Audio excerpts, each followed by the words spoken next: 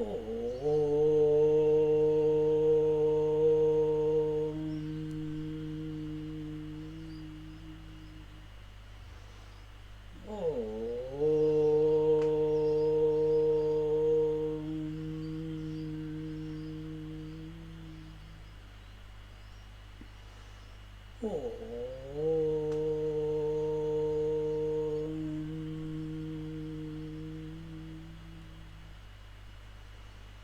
गुरुर्ब्रह्मा गुरुर्विष्णुः गुरुर्देवो महेश्वरः गुरुः साक्षात् परं ब्रह्म तस्मै श्री गुरवे नमः तस्मै श्री गुरवे नमः तस्मै Shri Gurave Namaha.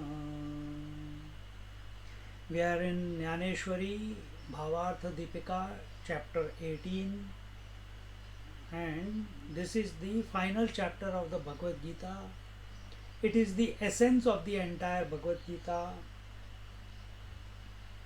All the basic principles that were told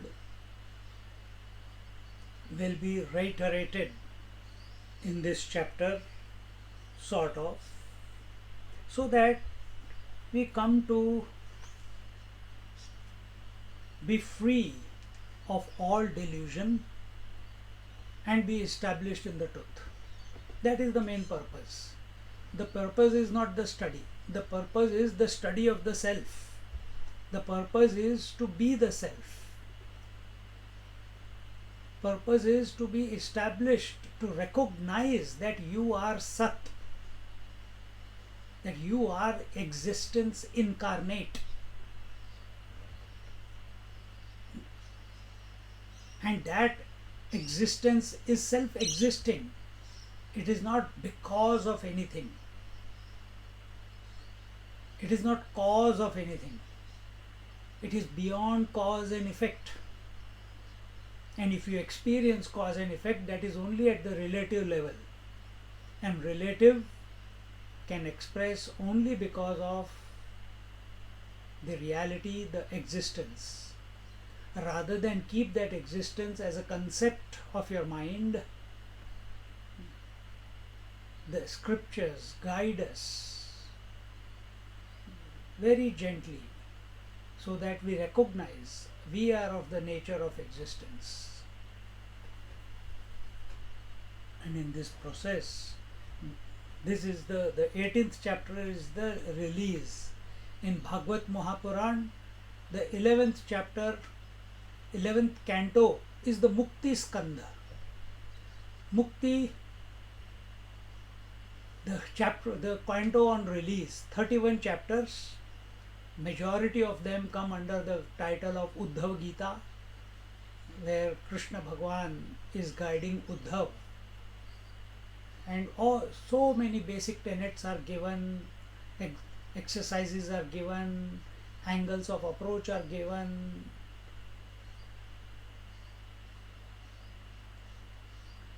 Same way our Ishavasya Upanishad, it begins with Ishavasya Idagam Sarvam.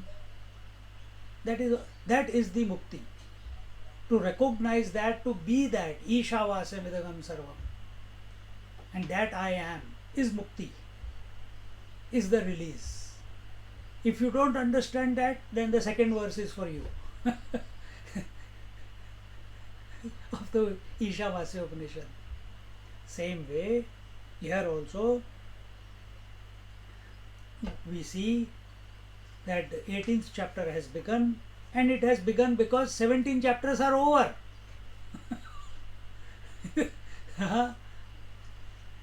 And what was said from chapter 1 to 17 will be recapped in a way in this 18th chapter.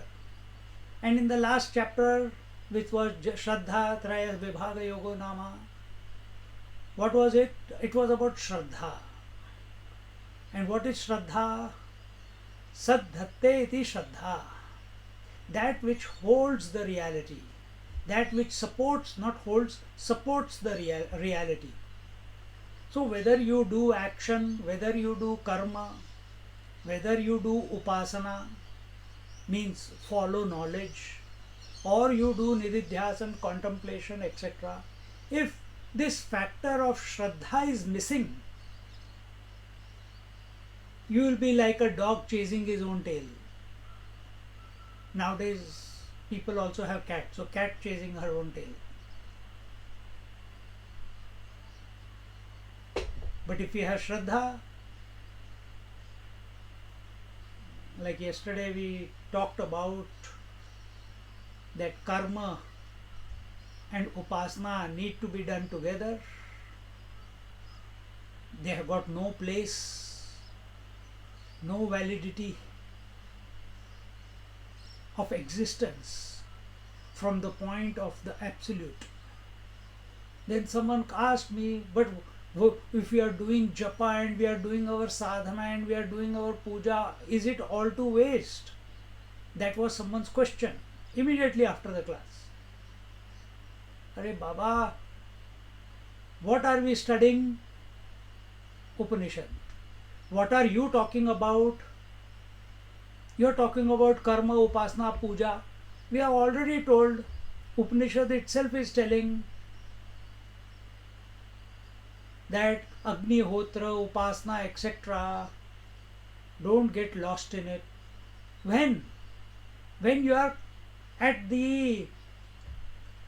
your wit's end, let's put it this way, when you have tried everything, and if Upanishad is saying, then are we going to hold on to what we have been holding on to for last 20, 30, 40, 50 years? Or are we going to, no, 2 2s are 4, I understand that, and now you are being taught some higher principles of physics and geometry in university, and you are still holding on to 2 1s are 2, 2 2s are 4, 2 3s are 6, 2 4s are 8. You have to move on. But we have given so much value, and it was clearly told in the Upanishad that those people who are only following the karma, they want long life. Those who are following the upasana, they want higher worlds. What do you want? Question is this. What do you want? You are listening to satsang for so many, I think some of you have listened to the entire Bhagavad Gita, done the Shravanam of the entire Bhagavad Gita, Vivek Chudamani, Amrut Anubhav is going on. So what do you want out of life? What do you want from yourself? What do you want as a result of this Shravanam? What is your inspiration? What is your motivation? What do you want to, where do you want to reach? What do you want to gain? No, self is gainless gain. Arey Baba, self is gainless gain, that is an idea that is being presented. But you are coming to the satsang, no? You are exposing yourself to satsang. You are an individual at this moment, you are a seeker. And as a seeker, you must have thought of something. That's why you have come to the satsang, and you are not watching the test match, or you are not watching the news, or you are not watching the serial, or you are not socializing. What is that motivation? Is it only long life? Is it only collecting merit by doing Shravanam of Gita and Upanishad? If that is your goal, that you are collecting merit, then Upanishad will not be understood. For such people, the second verse of the Upanishad is, and the explanation of that which was being told. But if you want to understand the first verse, if you want that verse to click, then you have to think how the Upanishad is thinking, not how you want to think and come to conclusions. Our conclusions must mirror the conclusions of the Upanishads. Our conclusions must mirror the conclusions of the Bhagavad Gita. Then we are on the right path. Where is the question of guilt? If I have not, if what about us doing the puja and karma and the japa?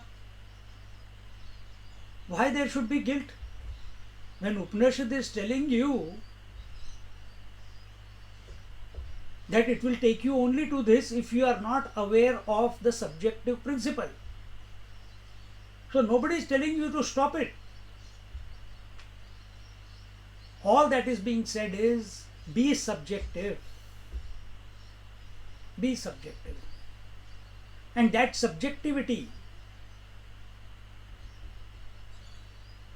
it will happen only if you have faith. Faith.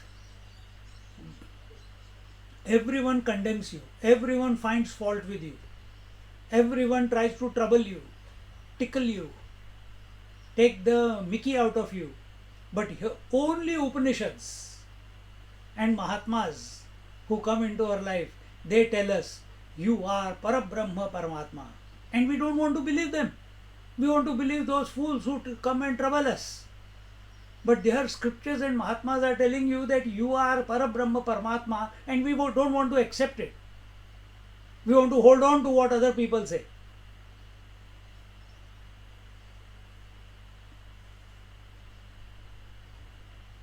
Karma is for purification, upasana is for diluting, dissolving the Jivatma Bhav.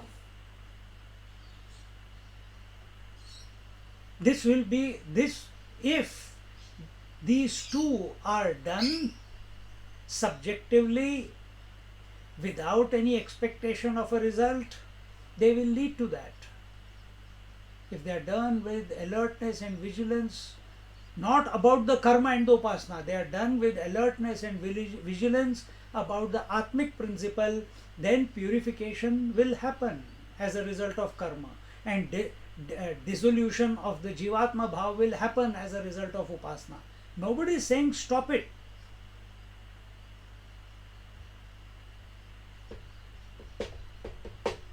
So, previous chapter told us Shraddha is most important. Now we enter into our, what is this? 18th chapter. Dnyaneshwari भावार्थ दीपिका अध्याय 18 ओम श्री परमात्मने नमः अध्याय 18 मोक्ष संन्यास योगः. The name of the chapter itself is Moksha Sannyasa Yoga. Moksha means liberation, sannyas means renunciation, yoga means union. Now, where will you run? From every side you are covered. Jaya Jaya Deva Nirmala Nija Janakhila Mangala Janma Jara Jalada Jala Prabhanjana Jaya Jaya Deva Prabala Vidalita Mangala Kula Nigamagama Drumafala Falaprada Jaya Jaya Deva Sakala Vigata Vishayavatsala Kalita Kala Kautuhala Kalatita Jaya Jaya Deva Nischala Chalita Chitta Panatundila Jagdunmila Navirala Keli Priya Jaya Jaya Deva Nishkala Sfurada Mandananda Bahala Nitya Nirastakhilamala Mula Bhuta. Bhagavan says, here Jnaneshwar Maharaj says, how beautifully it goes on till where? Till the 9th, 10th, till first 10 OVs. He is saying singing the Jaikar. Oh my master, you are first one. Jaya Jaya Deva Nirmala Nija Janakhila Mangala Janma Jara Jala Dajala Prabhanjana. O my master, you are pure and all auspicious to your devotees. Glory to you. You are the strong wind which dispels the clouds of birth and old age. This is the fruit that devotion to your feet brings us.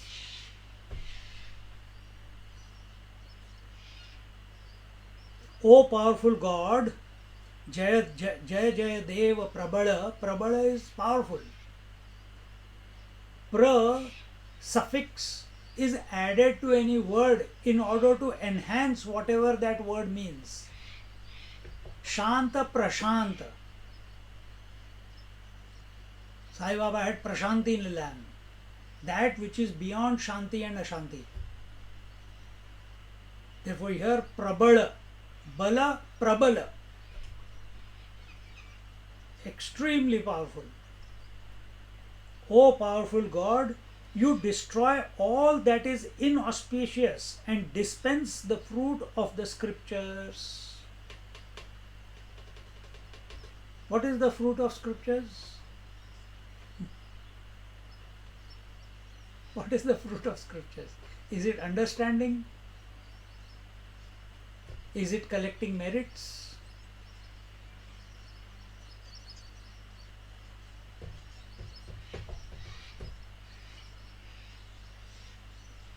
Or is it our dissolution as an individual?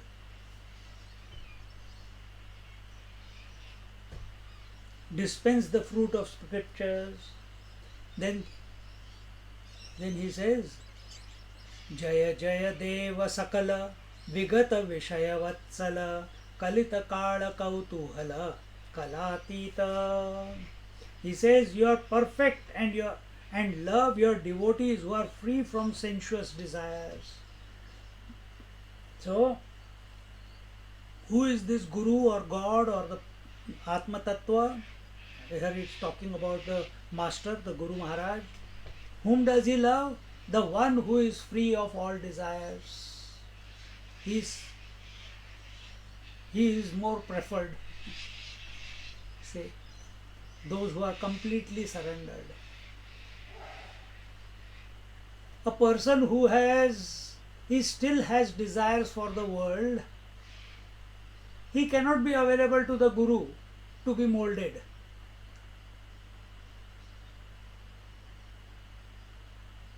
The stone has to become completely available to the sculptor. If it shows hardness somewhere, that piece of stone is discarded because it cannot be molded by the sculptor to bring out the beauty out of that stone. Similarly, we students, if we are not available to our Guru Maharaj, then how will he mold us? How will he correct us? How will he guide us? And this quality of surrender, this quality of availability itself makes us qualified to recognize, to experience, to become at one meant with the Guru Tattva, which is expressing in the Guru Maharaj outside, is recognized as the Guru Tattva inside. This happens through surrender. This happens when we allow ourselves to be corrected, allow ourselves to be molded, allow ourselves to be reformed.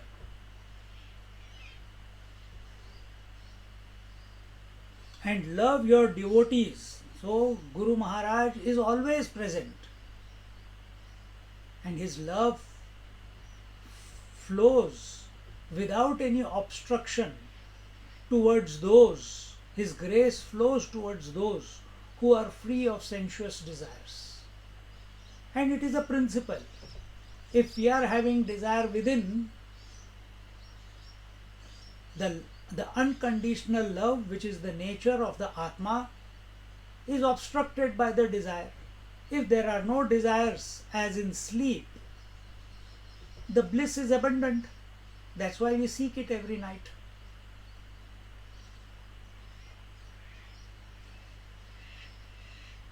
Only thing is we are ignorant about it. So if we can become desire free and remain aware, there we are. Continuing. Jaya Jaya Deva Nishchala Chalita Chitta Pana Tundila Jagdunmilana Virala Keli Priya. You destroy the play of time and are beyond all modifications.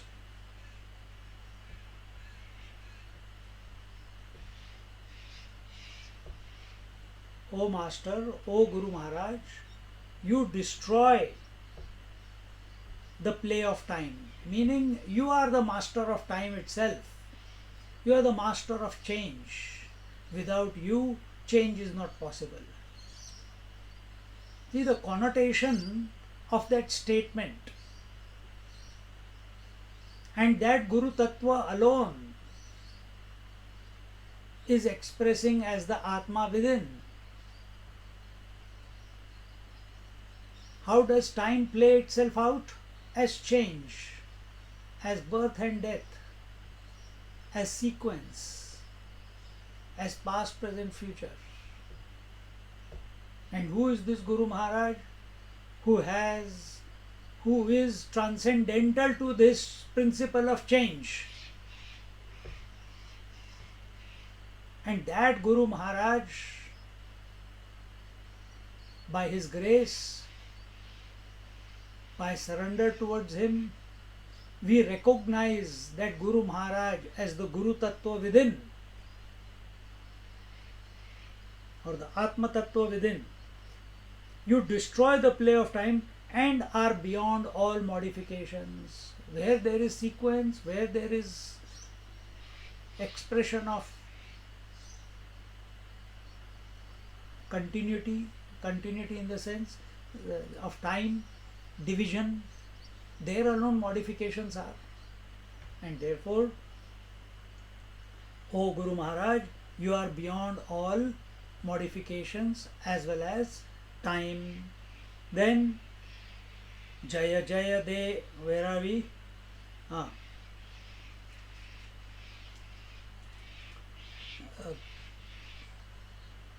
Jaya Jaya Deva Nishkala Sfurada Mandananda Bahala Nitya Nirasta Khilamala Mula Bhoot.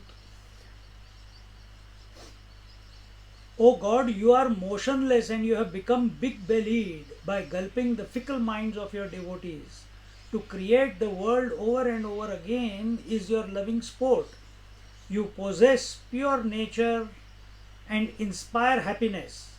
You are destroyer of all sins and the cause of this universe.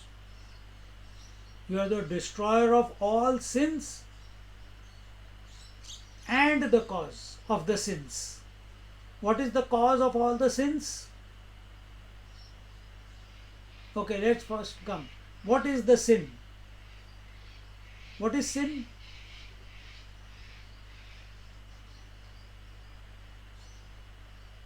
Tell someone. Different ways. What is sin? Self-forgetfulness. Self-forgetfulness is sin. Another way to put it?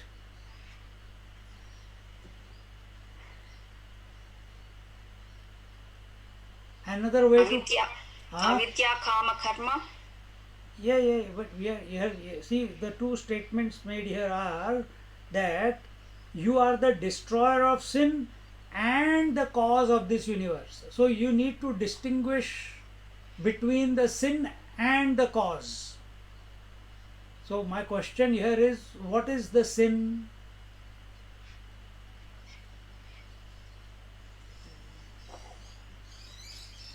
What you said, it self-forgetfulness, that is the cause. And what is the sin? desire is the sin. Non-apprehension is the cause, non-apprehension of reality, non-recognition of reality as I, in essence, is the cause or is the ignorance. And what is its effect? The sin. What is the sin? Projection. Projection of what? Projection of duality and multiplicity. How does it happen? By desire. So when you say avidya kama karma, kama and karma are the effects, avidya is the cause. Understand? So here he says that you are the destroyer of sins and the cause of this universe. Then what remains once the sins are destroyed and the cause of the universe is also destroyed?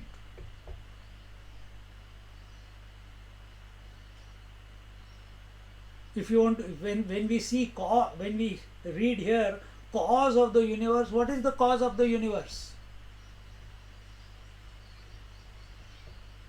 It will be avyakta, the unmanifest Shakti, energy. She is the cause, because Ishvara is not the cause. Normally when we go to the temples and in general parlance we use the word Bhagwan, Bhagwan ki marji hai. Bhagwan ki koi marji nahi hai. Ishvara has no wish, he has no desire. That is why he is Ishvara. Desire is in the realm of Prakriti. Cause and effect is not in Ishvara. Cause and effect are the two polarities of Prakriti. So universe is the manifestation and the cause is the unmanifest. So here he is saying that you are the destroyer of the sin and the cause of this universe. Now we can't, from pure Advait we can say that there is no place for energy, because Paramatma itself is the what? Nimitta Upadan Karan, isn't it? But here we are talking about, probably Jnaneshwar Maharaj is talking about from avidya point of view. Then in the 6th verse he says, he says, Jaya Jaya Deva Swaprabha Jagadam Buddha Garbha Nabha Bhuvanodbhavarambha Stambha Bhavadvamsa Jaya Jaya Deva Vishuddha Vidudayodhyana Virada Shamadama Madana Madabheda Dayarnava Jaya Jaya Deva Eikarupa Atikruta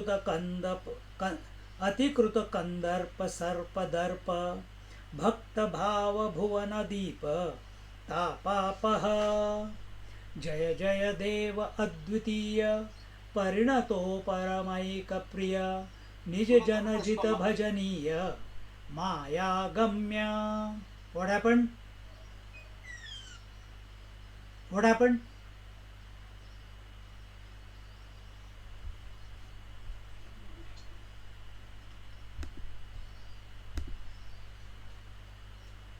And the 10th OV says, Jaya Jaya Deva Shri Guru Akalpanakhya Kalpataro Swasam Vidruma Bija Praro Hanavani. He says in the 6th OV, Jaya Jaya Deva Swaprabha. Swaprabha, self-effulgent. Victory to that master who is self-effulgent. So here he says, O Lord, you are self-illumined, you are self-effulgent, and support the clouds in the form of worlds like the sky, just as the sky allows the manifestation and unmanifestation of the clouds without getting affected by the presence or absence of the clouds. Why only we stay? Why the example of clouds is taken? Because we can see how they are manifesting, how they are unmanifesting. They are continuously changing forms. But we stupid, ignorant seekers, we are unable to see the same is the state of this world also. It is continuously changing, it is continuously manifesting and unmanifesting, and it is supported by the conscious space, and that is my true nature. So here Jnaneshwar Maharaj, instead of saying that is my true nature, he says, "Oh Guru Maharaj, your nature is that of self-illumination and self-effulgence, and you support the whole world, just as the space supports all the clouds, coming and going of all the clouds in the sky. You are the first pillar on which is erected the pavilion of the created world. You are also its dissolution. Bhavanodbhavaramba stambha bhavadvamsa." So you are the on the foundation of you, O Guru Maharaj, on the foundation of that Guru Tattva, the principle of existence, that the world is created, and on that same foundation the destruction also comes about. Free from the condition, then it says, "Jaya Jaya Deva Vishuddha Vidudayodhyana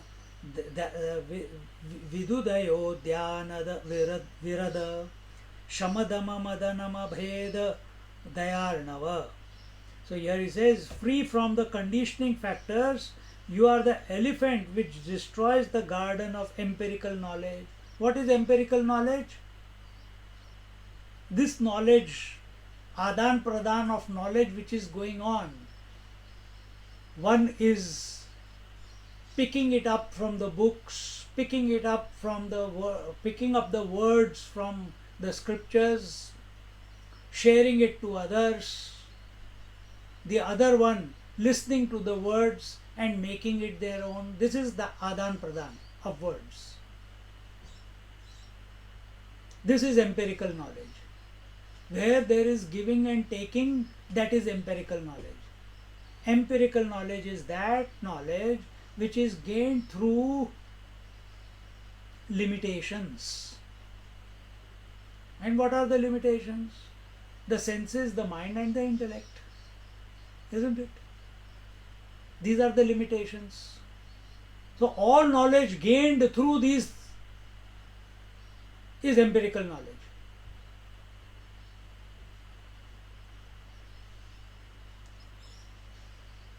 And O Lord, O Guru Maharaj, you are the elephant which destroys the empirical knowledge. You are so powerful.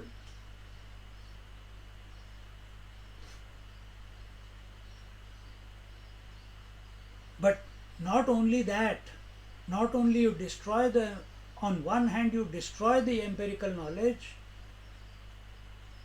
and this is what Shankaracharya is doing to us, this is what the Bhagavad Gita is doing to us. It is continuously poking us, inspiring us, motivating us, very gently and at times harshly, without mincing any words.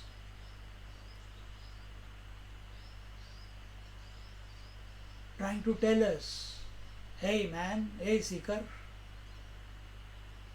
whatever you are seeking is you alone. Not as the body, breath, mind, intellect. In essence, you are infinite. For that, you need a humongous Atma Bala. Therefore, the word of elephant was used. Shamadama Madanama Bheda Dayarnava. Huh? You are also the sea of compassion which destroys desire and pride with the aid of self control and restraint of the senses. Shama and Dama. Dama is restraint or control of senses, the five senses: seeing, hearing, touching, feeling, tasting, and Shama is control of the mind.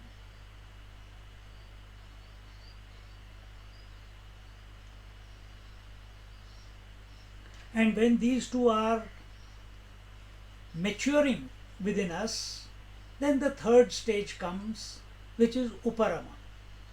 We saw that in Vivek Chudamani, Vivek, Vairagya, Shatka Sampatti, and Mumukshutvam. Shatka Sampatti began with Shama, Dama, Uparama, Titiksha, Shraddha, Samadhan. And everyone in life is seeking Samadhan, contentment, fulfillment. And as long as we are seeking fulfillment through empirical knowledge will only be about objects of the world. It will be always objective in nature. Empirical knowledge will always necessarily be objective in nature, and therefore it can never give you contentment, because objects are not permanent. Objects are ephemeral, they come and go, they are subject to change. Then how can ephemeral knowledge, empirical knowledge, temporary knowledge, the coming and going knowledge, which is through thoughts, how can it give you fulfillment? And therefore, take yoga, take Bhagavad Gita, take Upanishads, implore us that please control your senses, please control your mind. This is the basic. And without doing this, we want to study the Upanishads, we want to do meditation, we want to do yoga. Yoga is later on. First do the Yama Niyama. Again same thing, Shamadama. Control your senses, control your mind. And when the Uparama comes, what is Uparama? Uparama is a state where senses are open and mind is not having any impetus within it, meaning the mind has no desire to go and move through the senses and grasp the world. Then eyes are blank. You are there, you are aware, but there is nothing to go and grasp, nothing to go and get attached to. Whether it be form, whether it be sound, whether it be taste, whether it be touch, whether it be smell. Nothing to. This is called Uparama. And everyone experiences it every now and then. Sometimes out of shock, sometimes out of ecstasy, sometimes out of dullness.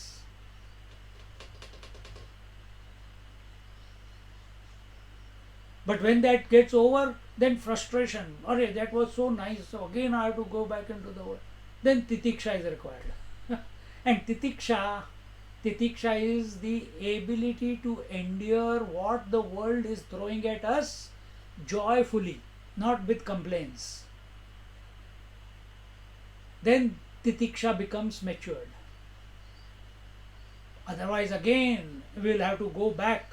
If we react to everything that the world is throwing at us, then senses get agitated, then the mind gets agitated. Something will get agitated. So if we have Shraddha, that this is important, I am doing Vivek Vairagya, and why was I not able to get established in the discrimination once and for all? Why was I flitting in and out of discrimination and dispassion? Because the Shatka Sampatti had not matured. This was the question of Arjuna also before, at the end of 16th chapter, that why my knowledge of the 16th or 16th chapter, that now I know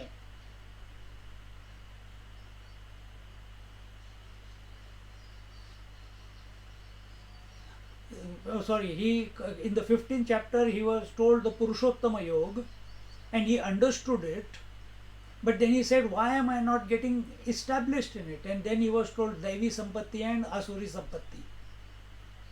Then he says, yeah, I understand this, still it's not coming under control because you are lacking Shraddha. Not you are lacking, whoever is the seeker, the Shraddha is lacking. So when we practice Shama, Dama, Uparama, Titiksha, not out of desire, not out of ego, not out of willpower, and yet you have to use all these, but we do it with faith that the one who is invoking this urge to control the senses, not to be disturbed, not to react, to control the senses, is he alone. That is that what am I? If I get attracted and react to what the world is throwing towards me, then again I am going back to square one. Then what have I gained? What have I matured into? Again I have matured into a frustrating personality, not a silent personality. No. I need to change the game here. So you need, for that transformation to happen, we need Shraddha. And then alone. So that is the relationship. Shama, Dama, Uparama, Titiksha, Shraddha, Samadhan. The relationship between these six is, the first four should be done with the fifth one. Do Shama with faith, do Dama with faith, practice Uparama with faith, practice Titiksha with joy, endure everything with joy, with faith in the Supreme, in the Divine. Then what will happen? Then contentment will ensue. Contentment is not something that you will gain. It will happen if you are doing this correctly. And what is the way to do it correctly? With Shraddha. See how it's all connected? And when this contentment comes, then the Vivek and Vairagya, they will blossom. Otherwise, we are again unknown to us. We used to get hijacked into the world, in spite of practicing Vivek and Vairagya. This must be your experience also. Observe it in your life. We listen to satsangs. When we are listening, the concepts are so clear, the ideas are clear. We are subjective also, but we are not able to stay there continuously. And that is only because this Shama, Dama, Uparama, Titiksha, Samadhan is missing in the equation. Then what is to be done? Kurvanneveha karmani jiji vishechatagang samaha.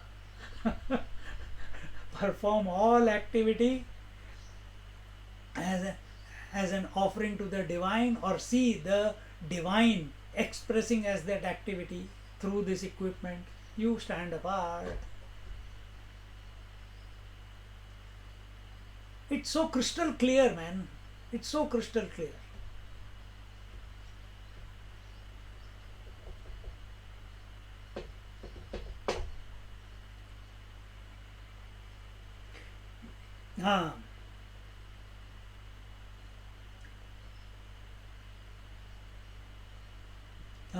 जय जय देव ऐक रूप अतिकृत कंदर्प सर्प दर्प भक्त भाव भुवन दीप तापापः. He says, Jnaneshwar Maharaj is saying that you are also the sea of compassion which destroys. We did that. O God, you are one and single. Jai Jai Deva एक रूप एक ओंकार सतनाम कर्ता पुरख निर्वैर एक ओंकार.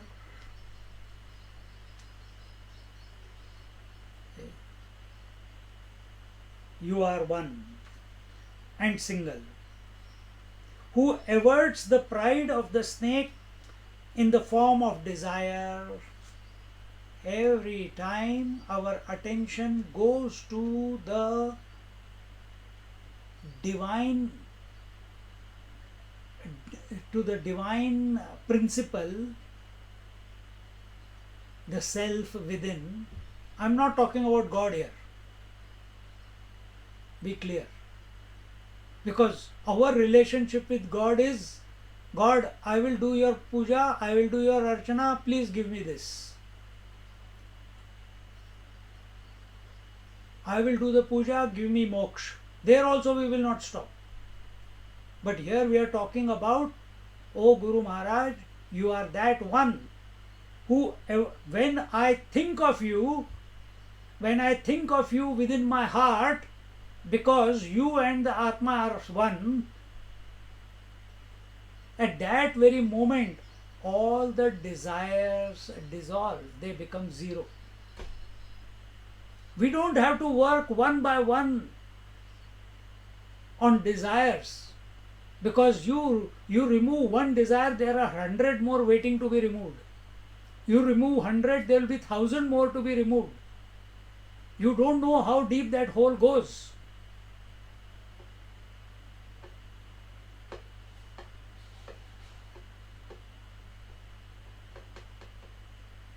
How many waves will you dissolve on the ocean? You remove one, 100 more have come up by then. But when we bring attention to the water,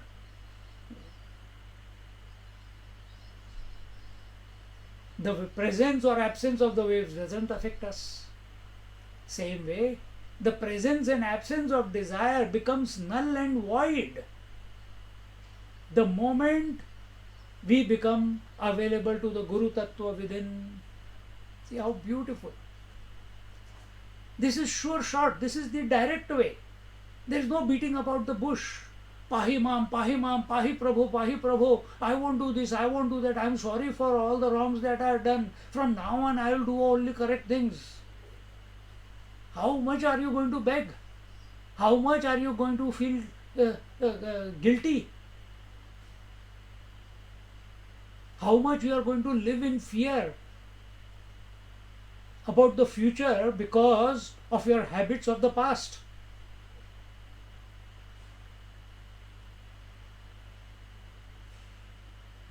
So what is the way out? Contemplate on the Guru Maharaj as the Guru Tattva within, right now, right here, and that very moment all the impact of desires is neutralized. In other words, be ready for the other one. In other words, all desires get satisfied in toto right here, right now. That means now you have experienced, you are the infinite one. So therefore all desires without doing anything get fulfilled. So from that moment onwards, there is no itch to satisfy any desire. And desires is only at the empirical level. In Atma there is no desire. In Guru Tattva there is no desire.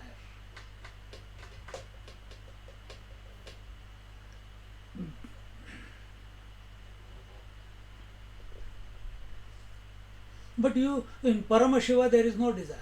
But then you said Paramashiva had a desire and he became Shiva and Shakti. Stupid fellow. See the game. How human mind tricks us. Catch this mind. For whom was told that Paramatma as if desired and he expressed as Shiva Shakti, and therefore, and on the other hand, we say no, the Paramatma desires to become many and the individual desires to become one, isn't it? To whom is this statement? Is it the statement for the Paramatma, or is this statement made to this ignorant seeker, to the individual? This Gyan of Upanishad is not being told to the Ishvara or the Paramashiva.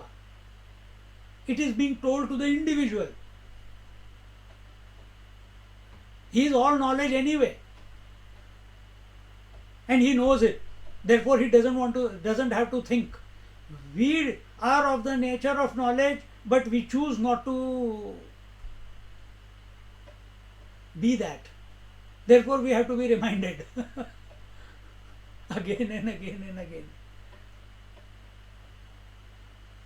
O God, you are one and single, who averts the pride of the snake in the form of desire. You are the lamp in the temple of devotees' hearts and the redresser of their worldly troubles and tribulations. That all, now it's coming down from the Paramatma Guru Tattva. Now we are coming down to those people, to the God principle, that for the devotees, you, O Guru Maharaj, you are the God, and you take away all their troubles, all their afflictions, and bring peace in their life.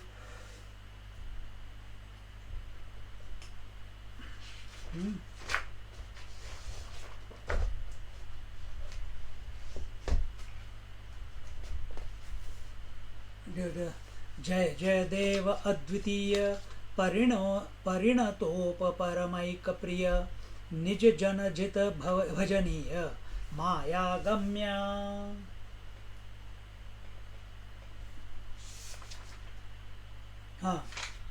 You are the lamp in the temple of devotees' hearts and the redresser of their worldly troubles and tribulations. O Lord, you are simply unique, and you love your devotees who have become perfected in their dispassion. And then the last one, what is that? Jaya Jaya Deva Shri Guru Akalpanakhya Kalpataro Swasamvidruma Bija Praro Hanavani. You are beyond the sway of Maya, but are accessible to your devotees and fit for their devotion. That was the previous verse. Jai Jai Deva Shri Guru. O Master, you are the wish yielding tree. That is Kalpataro. Kalpataru is the wish fulfilling tree. There is one Kalpataru in Puttaparthi on the hill. Go there sometime. You are the wish yielding tree who showers gifts beyond imagination, and you are the fertile soil in which grows the seeds of the tree in the form of self-knowledge. So, Jnaneshwar Maharaj, yes, he is speaking to the people, but he is also recognizing that everything that is coming out of him at this moment by way of words is only by the grace of his Guru Maharaj. See?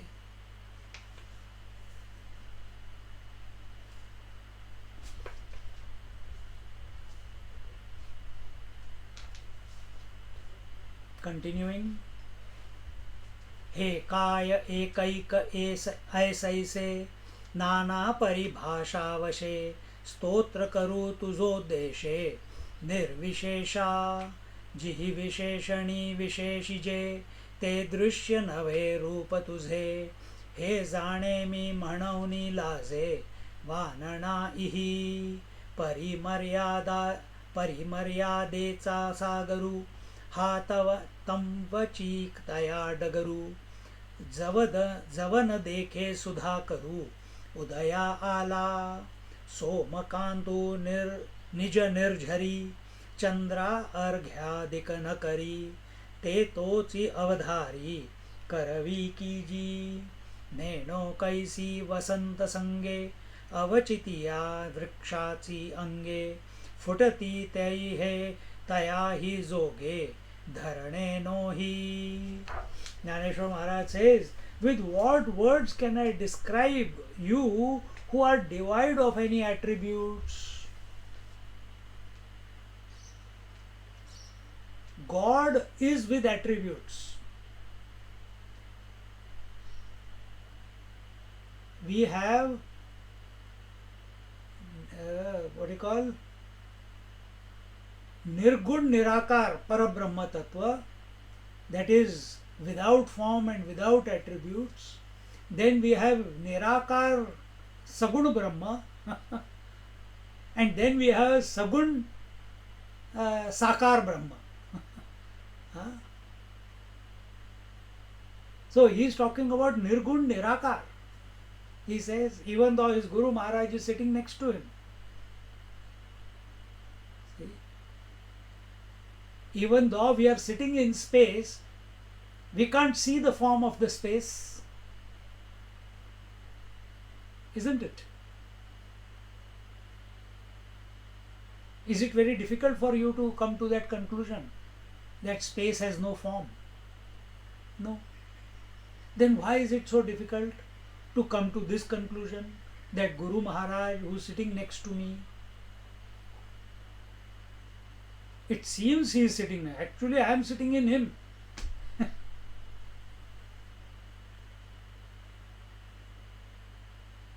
In him the space is. He is all that there is. Just without any question, without any doubt, the way we conclude that space is the all accommodative principle.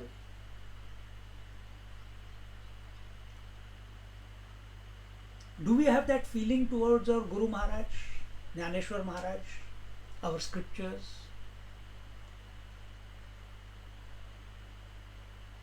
That they are the all encompassing principle.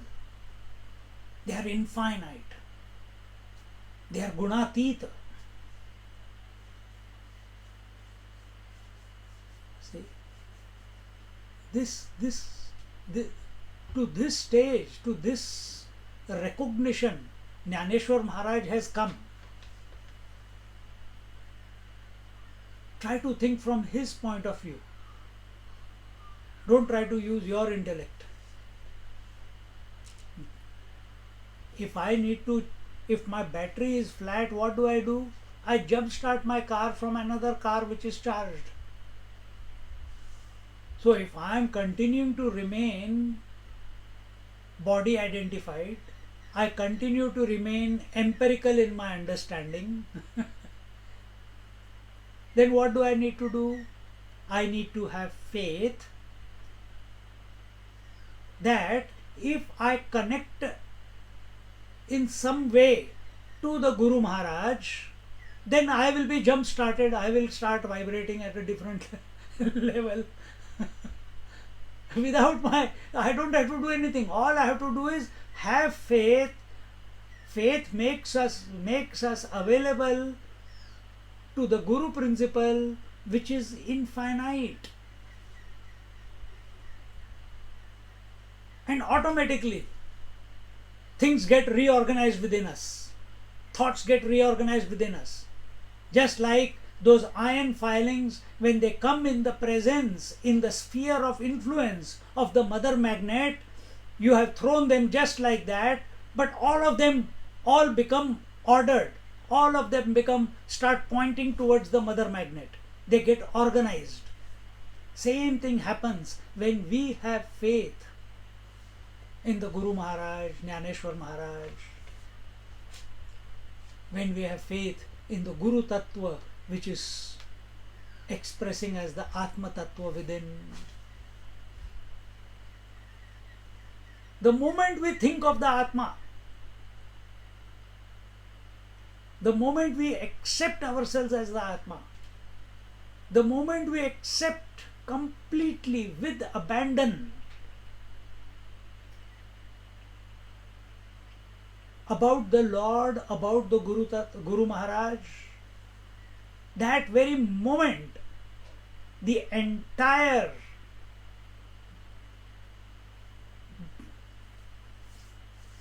koshas, they become integrated, they get synchronized.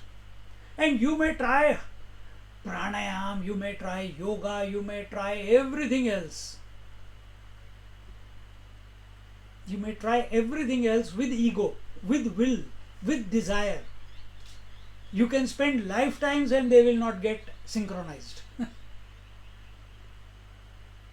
But the moment you do them with Shraddha, that all this is for the purpose is the Atma, Atma Nirikshana. The goal is Atma. Everything falls in place. Understanding happens, then you don't have to try. It clicks.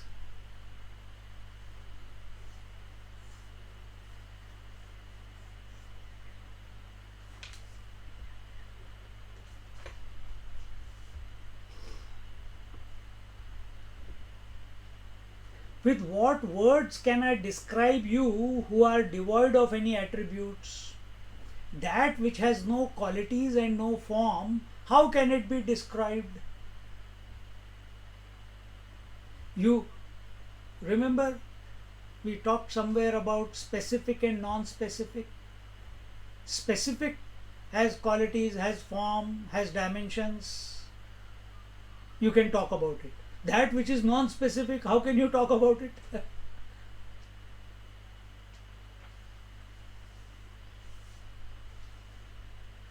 And yet you know it is. Space is non-specific in its nature. You know it is there, but it has got no dimensions.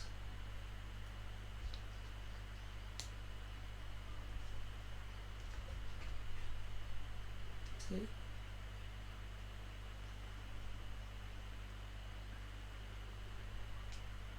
Do we know when we eat food? Do we know what happens to the food after it goes down our throat? I'm not talking about doctors, but everyone else. What happens to it? How it gets converted, how it gives the energy, etc. We don't know. But we feel energized, we feel nourished, isn't it? Can I keep talking to you about food? If I keep talking to you about food by way of words, will it fulfill us? No. But if you take food and you eat it, will you be fulfilled? Yes. So as long as the knowledge is coming second hand, as long as knowledge is coming second hand, indirectly it will never fulfill us. Knowledge must be experienced first hand directly. Aparoksha anubhuti. You don't go and ask, hey doctor, can you tell me if I am fulfilled after eating food or not? Do you ever do that? Can you tell me if my thirst is quenched? Can you tell me if I have gone to sleep? Can you tell me if I am woken up? No. You know it. You don't need to ask anyone. It is your direct knowledge. Same way, this reality has to be experienced directly, as Jnaneshwar Maharaj has. It cannot be realized through the books. It cannot be realized by doing anything. It cannot be realized through efforts. It cannot be realized through any upasana. Why? Because this reality is self-existing. It is not a result of some exercise. It is not a result of some efforts. Yeah. Where was I? That this reality, nobody can confirm it for you. Only you can. It is not that you can confirm it to yourself also, because mind has got no access to it. But you will come to know without thoughts. That is the direct experience. That is the Nirgund Nirakar Anubhav, Anubhuti. With what words can I describe you who are devoid of any attributes? I know that the adjectives with which I try to describe you do not present your true nature. All the adjectives, Nitya, Shuddha, Buddha, Mukta, Swarupa, Sat, Chit, Ananda, etc., etc. Hundreds of words are there. They are helpful, no doubt. But they are only there so that we don't go in the wrong our thought flow does not go in the wrong direction. As we have told you before in Amrita Anubhav, Sat is used to cancel Asat. Chit is used to cancel Achit. Anand is used to cancel Dukkham. Nitya is used to cancel Anitya, and so on. But what is this truth? What is this Guru Tattva or Atma Tattva? It is Nirgun Nirakar. It is Advaita.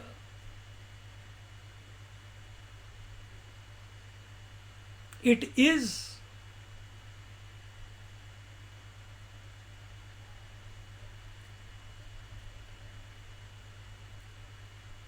I therefore feel embarrassed to praise you, O Guru Maharaj. The sea is said to have its limits, but this fame of its lasts only till the rise of the moon. The moonstone does not ooze and offer oblations to the moon, because it is the moon which makes it ooze. The trees do not know how the advent of spring makes them put forth foliage. The spring makes the trees and bushes bloom in extravagant colors and fragrances. The moonstone by itself cannot shine, but because of the moon it shines. Same way, exactly the same way. All these expressions at the worldly level, at the waking dream, deep sleep, samadhi level, or at Annamaya, Pranmaya, Manomaya, Vijnanmaya, Anandmaya Kosh, all these wonderful words that are coming out, expressions that are coming here through the scriptures, the beauty of the nature, all that is because of that Guru Tattva alone. Just like moonstone, the name of the stone is moonstone, but its shine comes from the moon. Stone cannot come to know the moon, it is inert.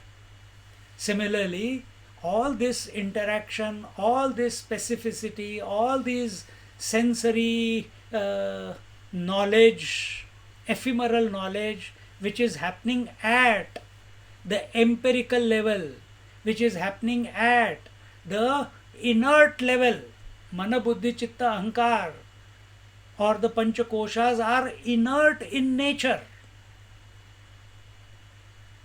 They are appearing to be so wonderful and beautiful and creative only because of the underlying principle, and that principle is the Guru Tattva, without which these panchakoshas, they do not get activated. They can never come to know. They can never come to know. Yato vacho nivartante aprapya manasa saha. We keep repeating this from Taittiriya Upanishad. The equipment can never come to know that which is invigorating the equipment, because the equipment is inert in nature. So when you consider you are listening, are you aware that the equipment called the ear is listening, and the equipment called mind is collecting all the thoughts that are coming, words coming through the ear, and understanding is taking place? And are you watching the whole process, or are you lost in the equipment?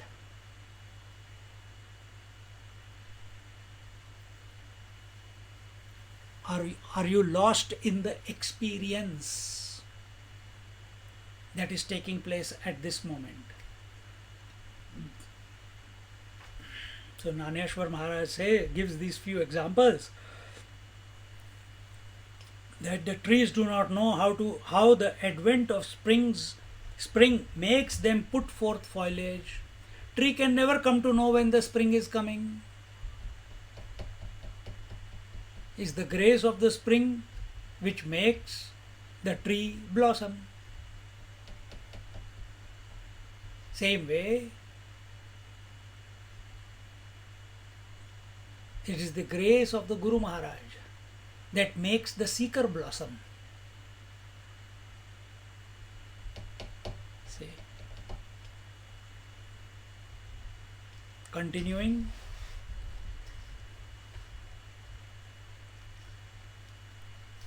Padmini Ravikiran लाहे मग लाजे कवण काजळे शिवतले लवण आंग भुले तैसा तू ते जेथ मी स्मरे तेथ मी पण मी विसरे मग जा कळिला ढेकरे तृप्तू जैसा मज तू आजी केले तैसे माझे मी पण दवडूनी देशे स्तुती मिशेच पापिसे बांधले वाचे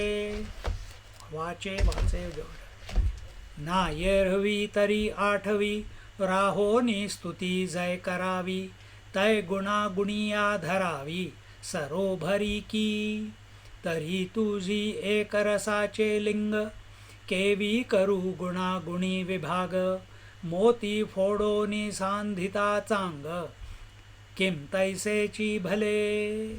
He says that just as the lotus creeper, so many examples Bhagavan Jnaneshwar Maharaj is giving, just as the lotus creeper blossoms at the first touch of the sun's rays without embarrassment, or the salt dissolves at the touch of water, so when I think of you, see how beautiful, oh my God. With the first rays of the sun, the lotus blossoms. With the sparsh, touch of water to the salt dissolves. Same way.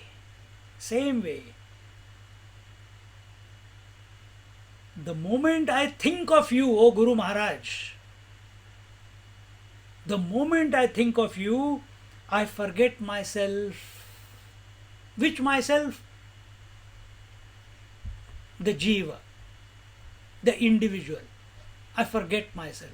The moment I think of sleep, I merge into sleep. I forget I am a waker. Isn't it? This is your experience every day. The moment I think of the Guru Maharaj, that very moment, I forget that I am myself. Then what remains? Only Guru Maharaj. Wow, wow, wow, beautiful. And this is what we have been saying throughout. That the only thing that can reorganize our mind so that it dissolves is the Guru Tattva, not your willpower, not your efforts. And that does not mean that you do not put efforts. Kurvanneveha karmani.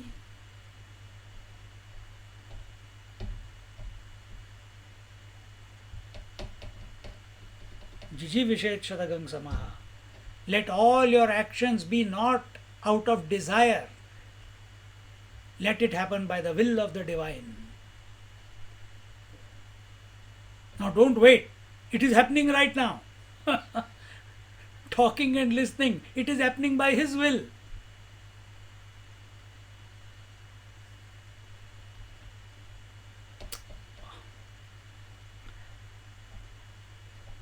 Just as the lotus creeper blossoms at the first touch of the sun's rays without embarrassment, without any shyness, or the salt dissolves at the touch of water, so when I think of you, O Guru Maharaj, I forget myself. I want to keep repeating it. इतना सुंदर विचार present किया है ज्ञानेश्वर महाराज ने. Then he continues, I forget myself. I am reduced to the state of a person who belches again and again after a satisfying full meal.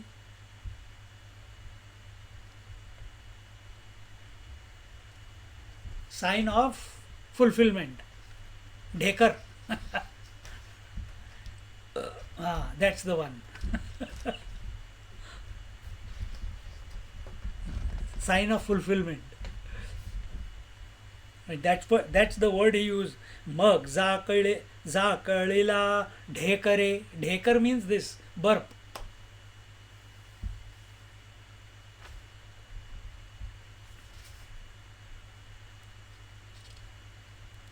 You have made me forgetful of myself and crazy about singing your praise. See, this is the bhav. Jnaneshwar, I never put it in these words, but this is the feeling inside us. For so many years we are doing satsang, talking every week, how many? 15 classes, 12, 15 classes. Apart, satsangs about 7, 8 of them. On and on, same thoughts repeated in this way, that way, this way, this scripture, that scripture, continuously going on. Normally what happens when we do the same thing again and again and again, we feel sleepy, we get tired, we get bored, we get exhausted.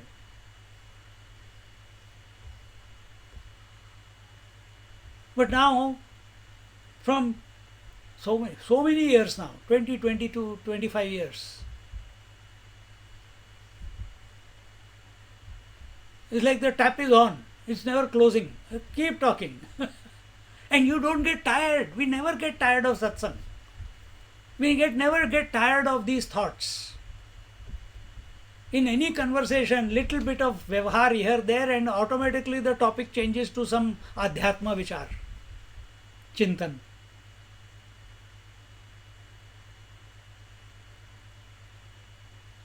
And what I just said is so beautifully expressed by Jnaneshwar Maharaj here when he says that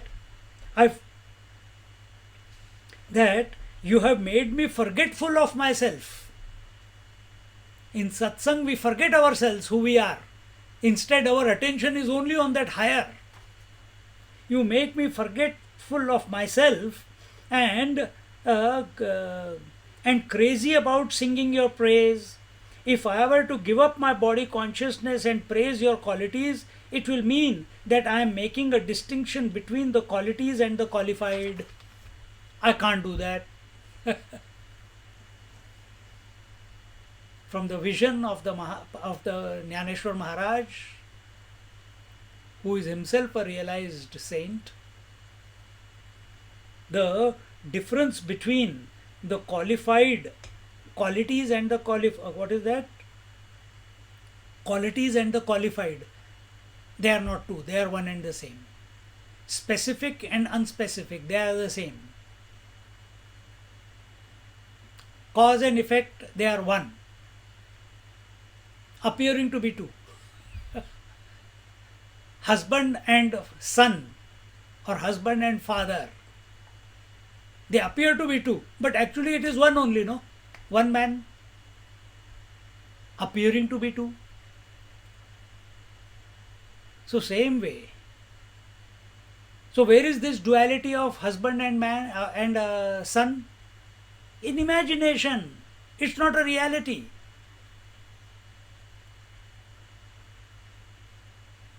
The reality is man.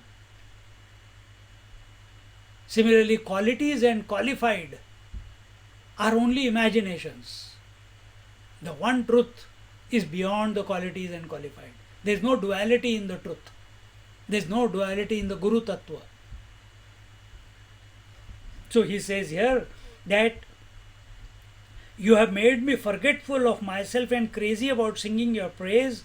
If I were to give up my body consciousness and praise your qualities, it will mean that I am making a distinction between the qualities and the qualified. Once we have given up the body consciousness, how can there be two left behind? After the body consciousness is given up, after you have given up the body consciousness and merged into sleep, is there two left behind? Can you talk about two in sleep? Can you talk about manifestation or non-manifestation in sleep? Can you talk about specific and non-specific? Can you talk about the sleeper and the sleep? Can you talk about the waker and dreamer and the waking world and the waking dream world? You can't talk about anything. Speech becomes zilch. This is the state. Vaikhari, Madhyama, Pashyanti, Para. And now you are gone beyond Para. What is happening?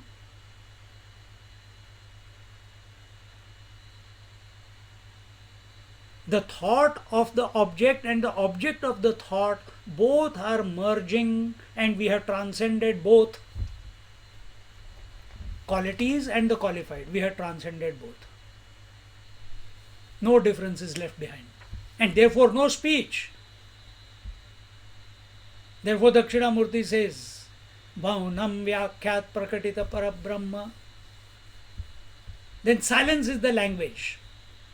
And this is the way, not Jnaneshwar Maharaj, our Ramana Maharshi used to communicate, through silence.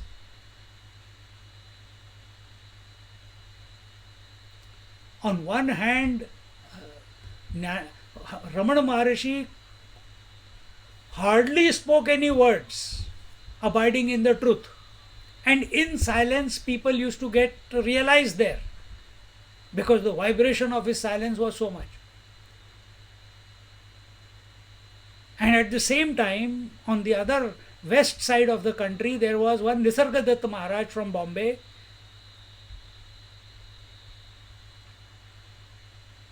He did not like silence.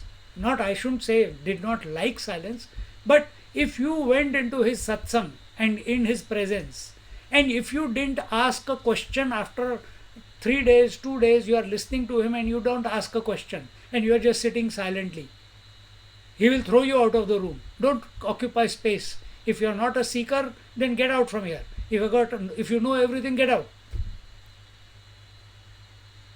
He couldn't keep quiet. He wanted to talk and talk and talk and talk. Answer. Ask questions. Why you are not asking question? And Ramana Maharshi, don't ask question. And even if you ask question, no answer. Different personalities. Abidance is same. Truth is same. So So here just let's quickly conclude that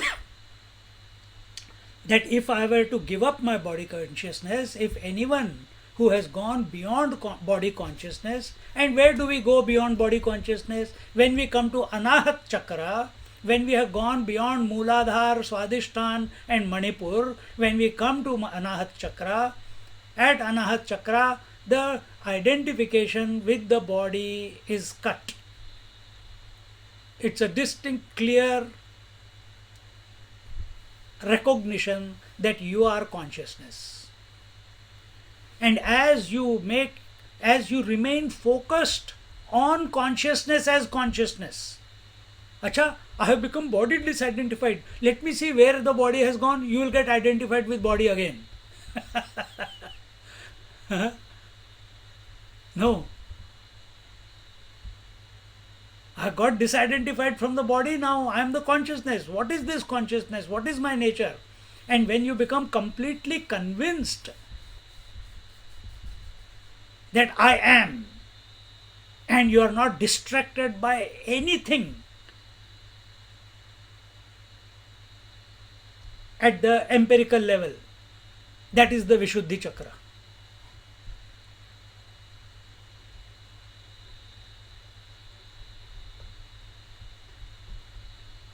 This is the point where the discrimination becomes matured.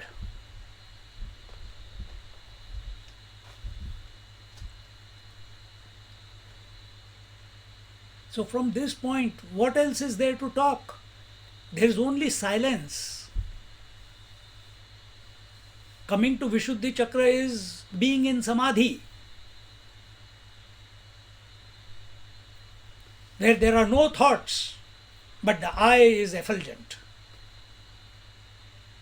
I am aware of myself.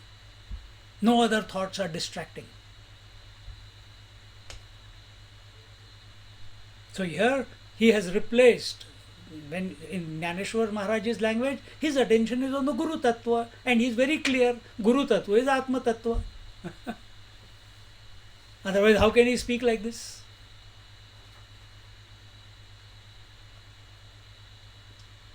I am making a distinct, but you are a single entity, so how can I make such a distinction?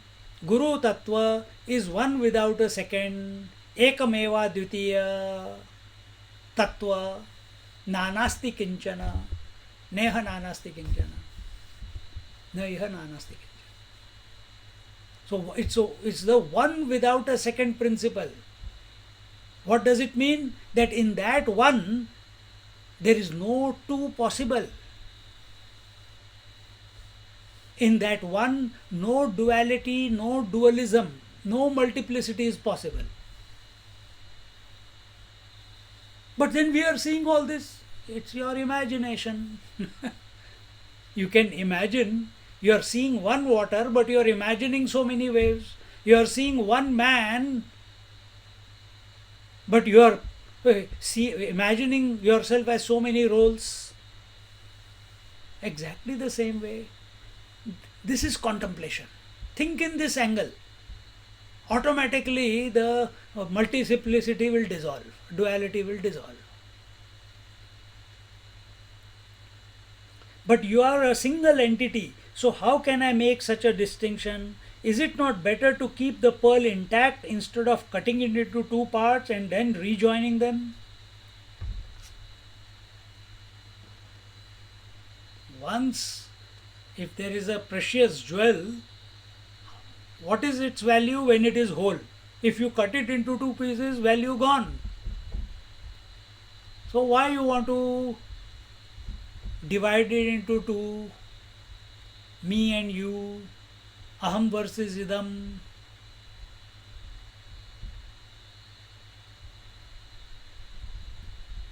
So where is north, south, east, west? They are only imaginations in the space.